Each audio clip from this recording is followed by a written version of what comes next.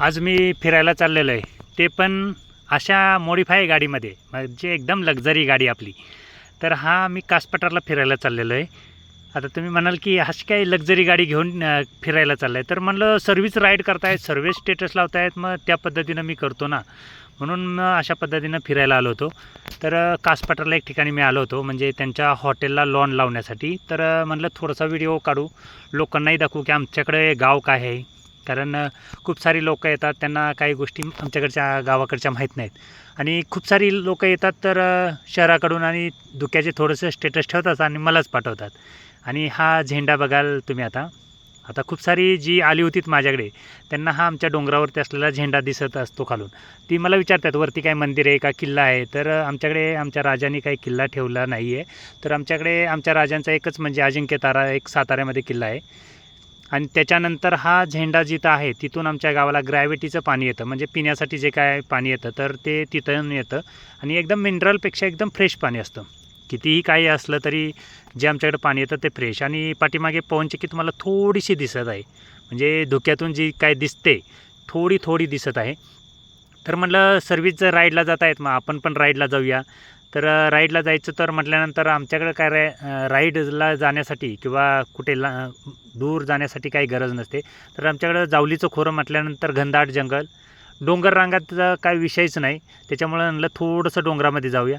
आणि आता तुम्हाला मी ज्या ठिकाणी बसलो आहे तिथून तुम्हाला माझं गाव दाखवतो, म्हणजे काय पद्धतीत नाही. आता बघू शकते खाली, हे पहा. आता आमचं गाव दिसत आहे तुम्हाला. जमीन किती आमच्याकडं आहे किंवा शेती काय होती आमच्याकडं हे तुम्हाला दिसत आहे. आणि हा जो रस्त्याचं काम चाललं आहे, हा आमच्या तिथून चिपळूणला जाणारा एक्सप्रेस आहे, म्हणजे आत्ता त्याचं काम चाललं आहे. आणि हा आमच्या डोंगरावरती फडकणारा झेंडा असतो. तर अशा पद्धतीचं आमचं नॅचरल क्लायमेट आणि नॅचरल वातावरण गावाकडचं असतं.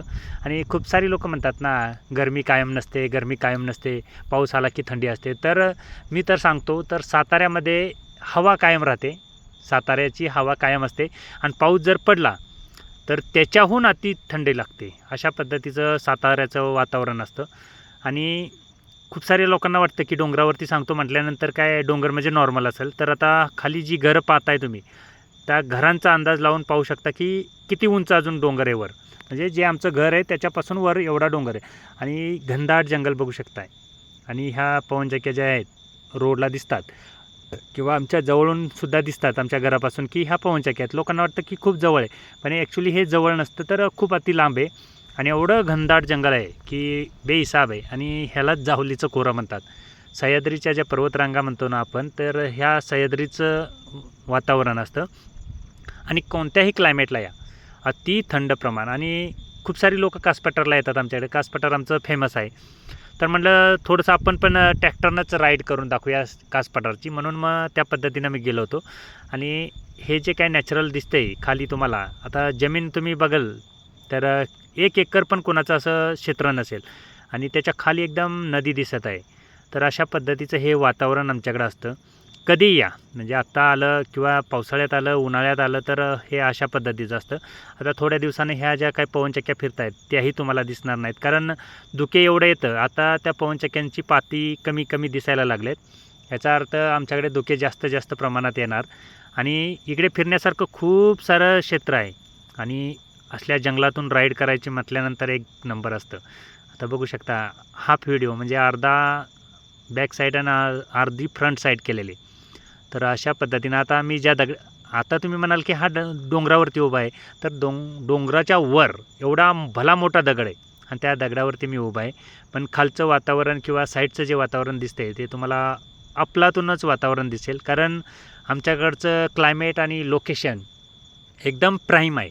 फक्त काय झालं की आमच्याकडे शेती करण्यासाठी म्हणजे मुबलक प्रमाणात जमीन नाही आहे. हा एकमेव आमचा मायनस पॉईंट आहे. आणि तुमच्याकडची जी काही झाडं वगैरे असतात ते आमच्या रानामध्ये येत नाहीत, कारण आमच्याकडेचं वातावरण त्या झाडांना किंवा तुमच्या जी झाडं आहेत त्यांना सूटच होत नाही. त्या पद्धतीचं वातावरण असतं.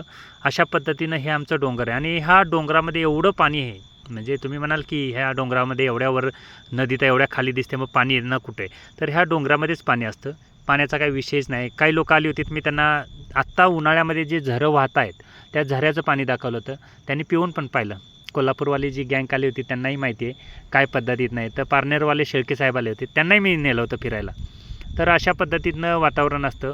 आणि घनदाट जंगलातून म्हणाल तर काय विषयच नसतो घनदाट जंगलाचा आमच्याकडे. पण एवढंच असतं की आमच्याकडे थोडे थोडे रानातले जनावरे वगैरे आता वाढायला लागले, कारण रानामध्ये जाणं येणं वगैरे असं काही लोकांचं राहिलेलं नाही. आणि पहिल्यामध्ये आम्ही काय करायचो की रानामध्ये जायचो लाकडं वगैरे तोडायला किंवा शिकारी वगैरे करायला आमच्यातली लोकं जायची. तर अशा पद्धतीतनं आम्ही पहिल्यांदा ह्या डोंगरामधनं किंवा ह्या रानामध्ये फिरत असायचो. पण आता त्या पद्धतीचं राहिलेलं नाही, कारण आता खूप साऱ्या सुविधा झाल्या, त्यामुळं आम्ही लाकडं वगैरे किंवा शिकारी वगैरे करणं बंद झालेलं आहे. त्यामुळं आता काय तसलं विषय करत नाही. पण फिरण्यासारखं जर ट्रॅकिंगला जायचं म्हटलं तर आमच्यासारखं सह्याद्रीसारखं आपलातून वातावरण, आपलातून घनदाट जंगल आणि आपलातून सुंदर क्लायमेट असं तुम्हाला कुठेच पाहायला भेटणार नाही. आणि अशा उन्हाळ्यामध्ये सुद्धा म्हणजे ए सीची हवा ही त्या पद्धतीने येत असते. अशा पद्धतीचं वातावरण आहे आमच्याकडे. आणि पाणी जर पाहाल आमच्याकडं, म्हणजे आता ग्रॅव्हिटीचं मी पाणी तुम्हाला थोड्या वेळाने दाखवतो. तर ग्रॅव्हिटीचं पाणी एवढं आपलातून, आणि घरं बघा केवढीशी छोटीशी दिसत आहेत. का तर आम्ही एवढ्या वर डोंगरावरती मी आता उभा आहे आणि खालचा अंधार अंधार असं धुक्यासारखं दिसते. तर काही दिवसाने तेही आम्हाला दिसणार नाही, कारण आता इथून जे सूर्य गायब झाला आता आमच्याकडे, म्हणजे थोडा थोडा नॉर्मल गायबच झालेला आहे आणि थोडासा सूर्य बाकी आहे, म्हणजे थोडा थोडा येतो. पण इथून जेव्हा जाईल आता सूर्य, तेव्हा आमच्याकडे नोव्हेंबरशिवाय येणारच नाही. आणि आम्ही रानात जाताना कधी पण माचीची काडी घेऊन जात असतो हातामध्ये, कारण त्याच्या स्मेलनं अस्वल वगैरे येत नसते. कारण हे आमच्याकडचं एक जुन्या लोकांनी सांगितलेलं आहे. आत्ता रानात जायचं तर अस्वलीची जास्त भीती असते.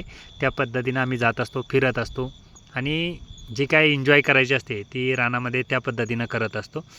आणि तुम्हाला आता आमच्या गावाला जे प्यायला पाणी आहे ते तुम्हाला मी दाखवतो की काय पद्धतीतनं पाणी येतं आहे आणि किती नॅचरल पाणी आत्ता ह्या डोंगरामध्ये असेल.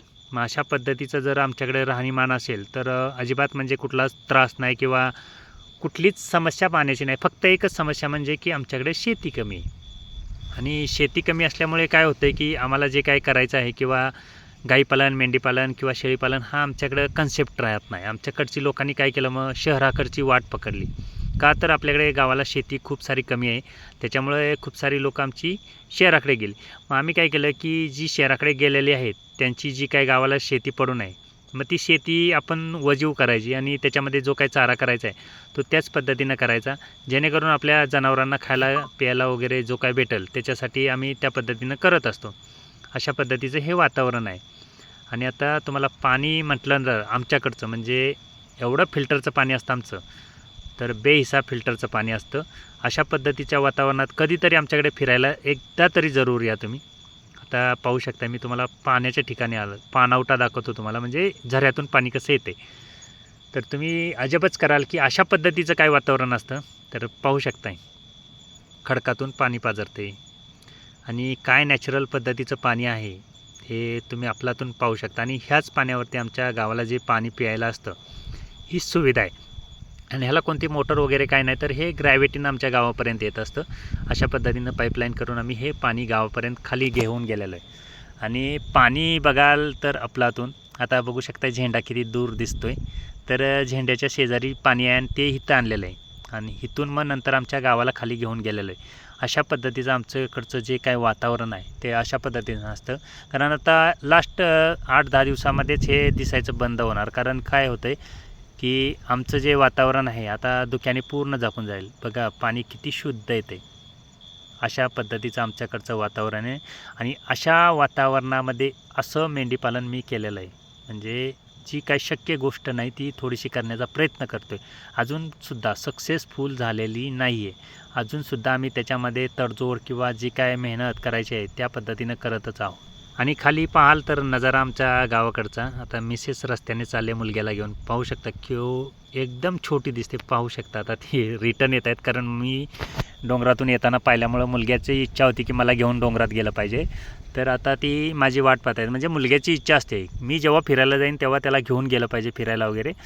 पण आमच्याकडचं जंगलाचा अजून त्याला अंदाज नाही, किंवा जंगलामध्ये आता जी काही प्राण्यांची अवस्था आहे त्याच्यामुळे थोडीशी लहान मुलांना घेऊन जायला भीती वगैरे वाटते.